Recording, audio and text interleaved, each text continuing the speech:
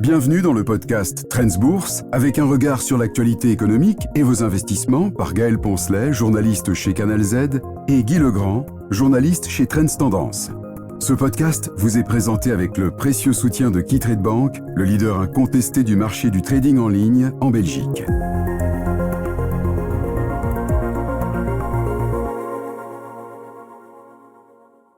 Bonjour à tous, soyez les bienvenus dans ce nouveau numéro du podcast Trends Bourse. Une vingtaine de minutes avec Guy Legrand pour faire le point sur l'actualité des marchés et les tendances à suivre. Bonjour Guy. Bonjour Gaël. Alors cette semaine, nous revenons sur le rebond des taux, quelques valeurs à suivre.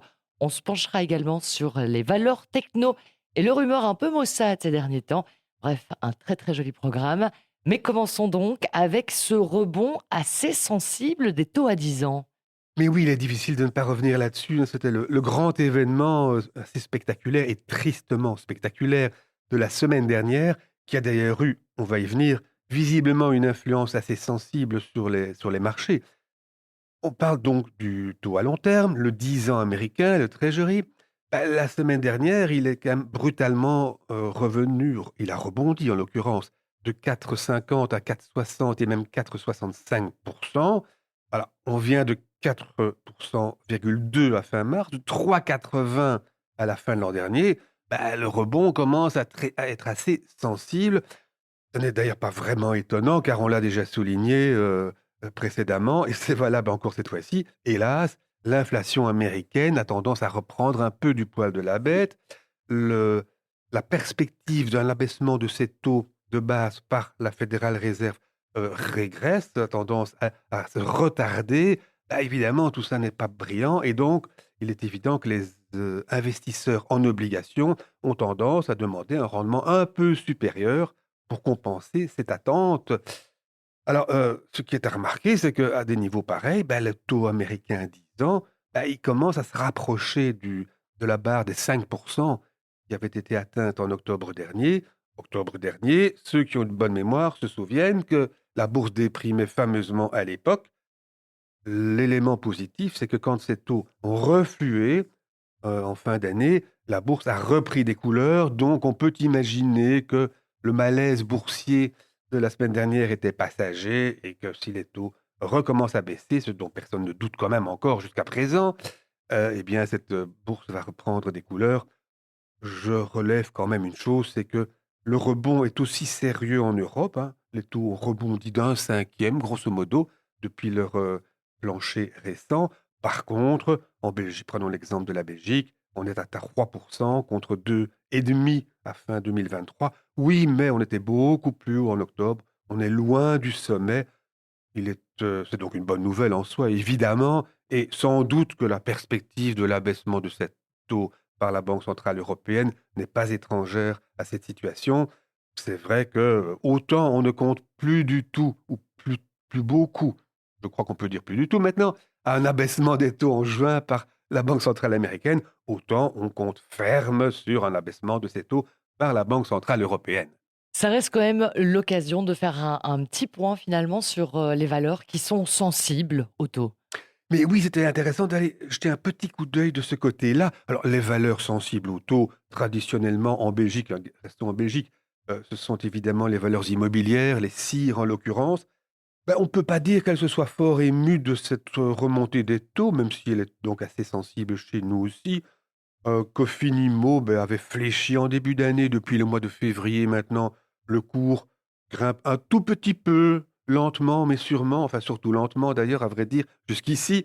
OEDP, qui est la plus lourde des CIR, s'est bien stabilisée. Elle a bien grimpé la semaine dernière aussi grâce à ces très bons résultats.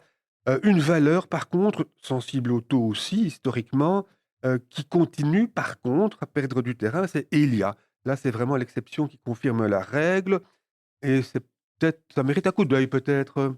Alors si j'ai bien compris, une valeur qui perd un peu du terrain, c'est effectivement l'occasion de s'y intéresser parce qu'elle pourrait devenir intéressante. Mais pourquoi pas? On a évoqué Elia en décembre dernier. Alors, un petit rappel, c'est le gestionnaire du réseau de transport de l'électricité. C'est très spécifique, mais c'est un très gros business qui pèse des milliards. On rappelait que c'était historiquement une action de rendement, une espèce d'obligation indexée quasiment, avec un dividende qui augmentait symboliquement d'une année à l'autre. Alors, ça a changé récemment, ces dernières années, disons. D'abord, c'est une entreprise qui s'est étendue en Allemagne. Elle a une très grosse activité en Allemagne, en plus de la Belgique, donc bien entendu. Elle réalise de gros investissements. Et si on en a parlé en décembre, c'est parce que la direction, ad interim d'ailleurs, soit dit en passant, avait signalé qu'en dépit de ces très gros besoins en capitaux, dans la perspective de ces gros investissements, il n'y aurait pas d'augmentation de capital en 2024. C'est évidemment ce que les investisseurs craignaient, parce qu'une augmentation de capital, ça veut dire une dilution, ça veut dire que la valeur de l'action baisse un petit peu. Donc, pour en revenir au cours actuel, Elia ne serait-elle pas intéressante? Honnêtement, nous sommes en train de nous poser la question, et on aura tendance même à répondre de manière positive. Comme je le disais, c'est une valeur de rendement, mais qui devient aussi un peu de croissance. Et le dividende, on l'attend en hausse non négligeable dans les prochaines années. Lui qui bougeait à peine dans le passé, comme je le disais, a d'ailleurs augmenté pas mal ces 2 dernières années. C'est bon signe. Il est de 1,99 €, allez savoir pourquoi. 1,99 € pour cette année, en brut. Ça fait donc, un rendement de 2,15, un rendement de 1,5% en net. Bah, ce n'est pas merveilleux, mais enfin, c'est amené à croître.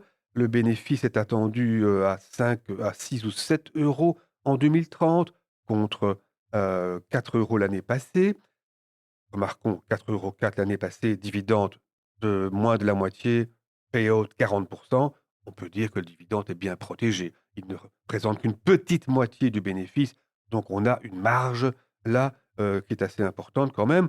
Alors, est-ce que le dividende va suivre les bénéfices? Beh, sans doute que oui, quand il y a moyen, la société le fait. Je vous dis, ce dividende a augmenté de 14% en 2 ans.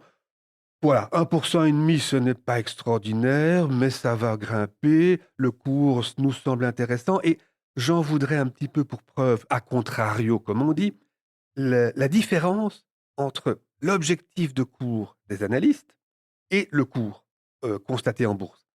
En été 2022, lorsqu'il y avait une certaine euphorie sur les valeurs de rendement, y compris sur les CIR, donc, le cours de le cours d'Elia était de l'ordre de 150 €, alors que l'objectif de cours des analystes n'était que de 110. Donc euphorie véritablement. Aujourd'hui, c'est le contraire. Le cours est donc de l'ordre de 90, un bon 90 €, alors que l'objectif de cours de ces mêmes analystes professionnels est de 120 €. Donc visiblement, autant le marché est clairement trop optimiste en été 2022, autant on peut juger qu'il est tout aussi clairement trop pessimiste aujourd'hui. Donc ça nous conforte dans notre opinion qu'il y a une valeur qui mérite qu'on s'y intéresse tout doucement. C'est pas une valeur spéculative, c'est une valeur de fonds de portefeuille évidemment. Alors, vous venez de parler d'euphorie à l'instant. Du coup, moi, je me pose la question quand même. Cette euphorie autour des valeurs techno, elle est passée où? Que se passe-t-il en ce moment sur ces valeurs? Formidables, qui sont maintenant forminables, comme aurait dit l'autre, Stromae. Alphabet sentir bien, moins 2,9% sur la semaine.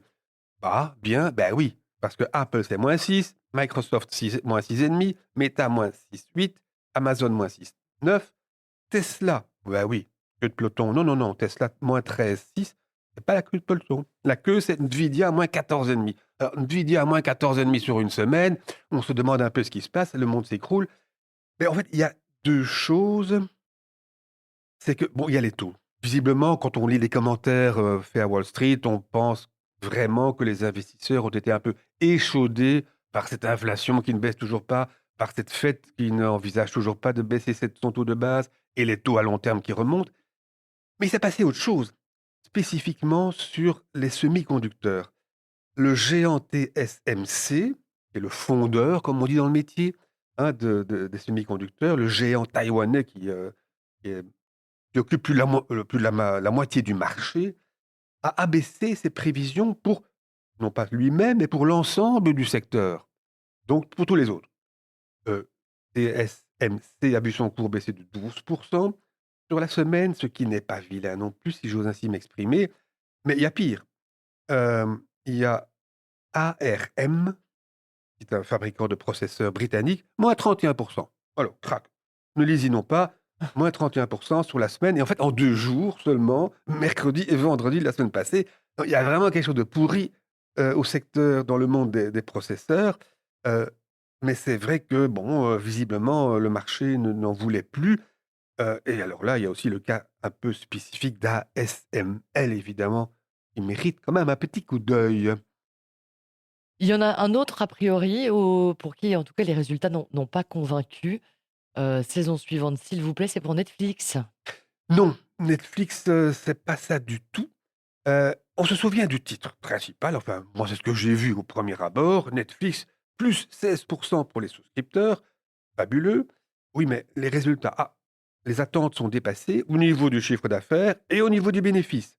Et pas un petit peu, hein. Le bénéfice par action du premier trimestre, c'est de ça qu'il s'agit. On parle des résultats ici.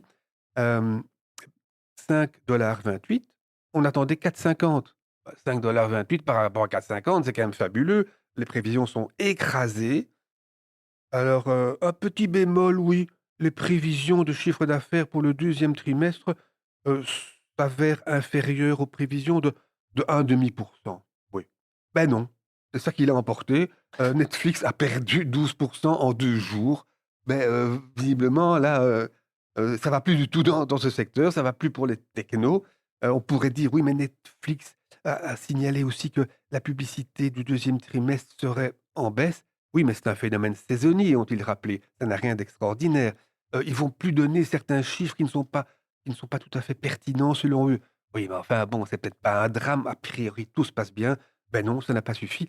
Et le marché a vraiment tout pris de travers. Parce que je reviens un petit instant, si vous permettez, à ASML. On sait que le néerlandais, hein, qui fabrique les machines, qui fabrique à leur tour les puces, les semi-conducteurs, son chiffre d'affaires était inférieur de 2% aux prévisions. Oui, bon. Et le bénéfice, bénéfice plus 13% par rapport aux prévisions. Merveilleux. Les analystes ont revu leurs chiffres. Ils ont augmenté leur attente de bénéfice de 5% et ils ont fait progresser leur cours cible de 7% suite aux résultats. Donc, tout est merveilleux une fois encore. Non, non, moins 6% à l'ouverture du coup, de la bourse ce jour-là, moins 6,7% sur la semaine. Ah oui, c'est vrai, les commandes sont un peu inférieures aux prévisions. Bon, les commandes, c'est l'avenir, il est vrai. Enfin bon, la bourse a tout pris de travers la semaine passée. Visiblement, ça n'allait plus du tout pour personne. Je sais pas, le feuilleton qui suivait les analystes est mal passé, peut-être, ils étaient de mauvaise humeur. C'est un peu surprenant tout ça quand même. Je voudrais vous faire répéter une phrase que vous me disiez juste avant d'entamer l'enregistrement de ce podcast, qui parlait d'un papillon, et je trouve que ça Mais, résume tellement bien ces humeurs de marché. mais c'est vraiment, c'est ça, on dit souvent, je l'ai répété souvent, ne jamais oublier que fondamentalement, ce qui influence les bourses, ce sont l'évolution des taux d'intérêt, ce sont les taux d'intérêt avant les résultats des entreprises. Mais bon, ceci dit, ces résultats, il ne faut pas s'imaginer que quand ils sont apparemment bons, ils vont influencer positivement. Visiblement, la semaine passée, il y a un papillon qui s'est posé sur une fleur et l'arbuste s'est effondré. Allez savoir pourquoi. Alors, avant de se quitter, en tout cas avant l'enseignement de la semaine, je voudrais quand même juste attirer l'attention sur une valeur à suivre. On en parlait tout à l'heure. À ce stade, il se passe peut-être pas encore grand-chose, mais en tout cas, qu'on y jette un œil les 15 prochains jours, c'est Fagron. Mais oui, Fagron a annoncé de bons résultats. C'est une valeur un peu fantasque qui n'a pas toujours annoncé des bonnes choses dans le passé, hein. Mais enfin, les résultats ont été appréciés par une petite hausse de cours, un rebond qui malheureusement ne s'est pas poursuivi. Alors, nous disons, on va un petit peu voir ce qui se passe dans les semaines qui viennent, parce que si ça se passe bien, en fait, si le cours baisse encore un petit peu et que la valeur sera un peu moins chère encore, c'est là que ce qu'on entend, nous, par tout se passe bien. C'est une valeur qu'on pourrait peut-être repêcher. Donc, je vous donne rendez-vous dans 15 jours ou éventuellement un peu plus tard pour suivre cette valeur, un petit peu la repêcher s'il y a lieu. Alors voilà, venu le moment de cet enseignement de la semaine, en tout cas pour ces 15 jours. Guy, qu'est-ce qu'on retient, à part ce papillon capable de faire tomber un arbre, qu'est-ce qu'on retient en tant que bon investisseur?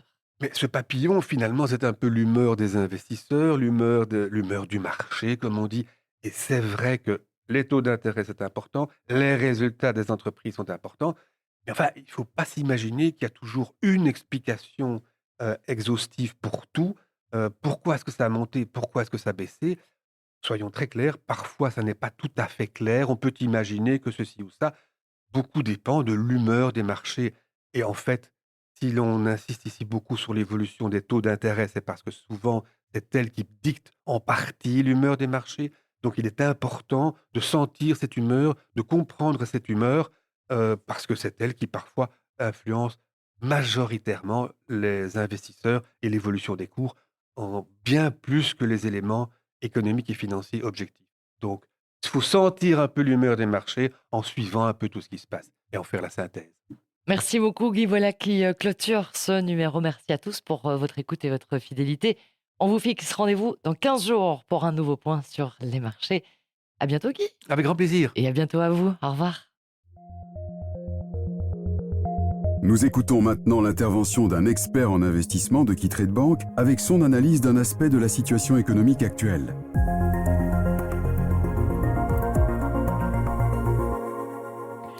Bonjour et bienvenue à tous dans ce podcast Tendance Bourse. Dans le podcast d'aujourd'hui, nous allons nous pencher sur la correction qui frappe les marchés. En tant qu'investisseur, il ne vous aura certainement pas échappé qu'une vague de correction balaye actuellement les marchés boursiers européens et américains. Rappelons que les corrections boursières sont tout à fait normales et qu'elles se produisent régulièrement. Prenons le cas du S&P 500, l'indice boursier américain, qui reste toujours un marché de référence important pour tous les investisseurs. On constate que depuis 1964, il y a eu au total 27 corrections d'au moins 10%, c'est-à-dire d'au moins 10% ou plus. Si nous décomposons un peu ces corrections en fonction de leur cause, nous constatons qu'à 8 reprises, la correction a été motivée par les chiffres des chômages très élevés et donc des récessions. 5 fois, la correction était due à des facteurs géopolitiques, le cas de l'attentat contre les 2 tours jumelles à New York. Et 14 fois, donc dans la majorité des cas, la correction était due à des taux d'intérêt plus élevés. Si l'on examine en profondeur, on constate également que la durée et l'impact des corrections sont différents. Celles qui sont dues à des taux de chômage plus élevés sont en fait les plus sévères, elles durent les plus longtemps et sont également les plus profondes. Les marchés boursiers perdant en moyenne environ 30%. Celles qui sont dues au taux de chômage plus élevé sont souvent signes d'une récession. La récession n'est évidemment pas favorable pour l'évolution des bénéfices et des ventes des entreprises. Et d'autres corrections, telles que les corrections géopolitiques, se maintiennent autour de moins 10, moins 15% en moyenne. Il en va de même pour les corrections dues à la hausse des taux d'intérêt. Cela nous ramène à la correction actuelle qui, selon nous, est largement due à la hausse de taux d'intérêt. La hausse de taux d'intérêt que nous observons actuellement est due à la reprise économique mondiale qui s'accompagne bien entendu d'une hausse de prix de matières premières et par conséquent d'une augmentation des prévisions d'inflation pour l'avenir. Si nous regardons à nouveau les chiffres historiques, nous constatons qu'une correction due à des taux d'intérêt plus élevés s'est traduite en moyenne par une baisse de 10 à 15%. C'est pourquoi nous pensons qu'il ne faut surtout pas céder à la panique. Il est bien évident que les corrections actuelles frappent les secteurs de la technologie, un secteur qui s'est très très bien comporté ces dernières années, mais il n'y a cependant aucune raison de paniquer. Analysons à présent nos paramètres traditionnels. Nous insistons souvent dans ces podcasts sur l'importance des moyennes à 200 jours et moyennes à 10 ou 12 mois des indices. Ainsi, lorsque vous regardez le graphique quotidien des principaux marchés boursiers, concentrez-vous un peu sur cette moyenne à 200 jours. Tant que les indices restent au-dessus de cette moyenne, alors il ne faut surtout pas paniquer et décider de vendre vos actions. La tendance reste haussière et nous pensons que c'est encore le cas en ce moment. Les principaux marchés boursiers européens et américains se négocient toujours au-dessus de leur moyenne à 200 jours. Si vous regardez les graphiques mensuels, 1 ou 2 fois par mois, vous verrez que la tendance est toujours à la hausse. Le raisonnement est le même si l'indice reste toujours supérieur à la moyenne sur 10 ou 12 mois. Il ne faut donc pas paniquer. Nous interprétons la correction actuelle comme une tendance baissière temporaire, mais certainement pas comme un renversement des tendances. Bien entendu, si la situation est différente, Si les indices commencent à descendre en dessous de cette moyenne sur 10 ou 12 mois, dans ce cas, il sera bien évidemment conseillé de commencer à augmenter les liquidités dans les portefeuilles. Pour conclure, les corrections boursières sont tout à fait normales.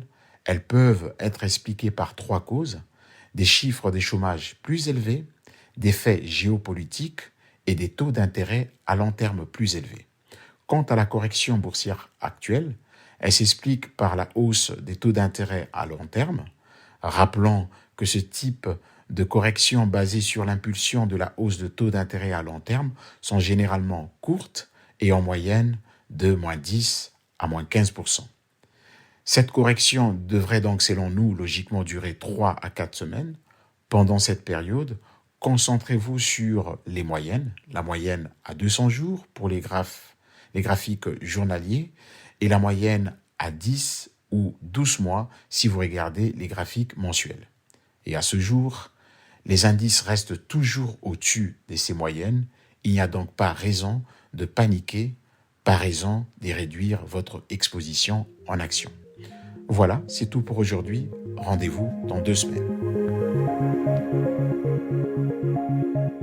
Voilà pour cet épisode du podcast Trends Bourse. Vous pouvez lire plus d'astuces, de conseils et d'analyses pour vos investissements chaque semaine dans Trends Tendance. Ce podcast vous est présenté avec le précieux soutien de KeyTrade Bank, le leader incontesté du marché du trading en ligne en Belgique.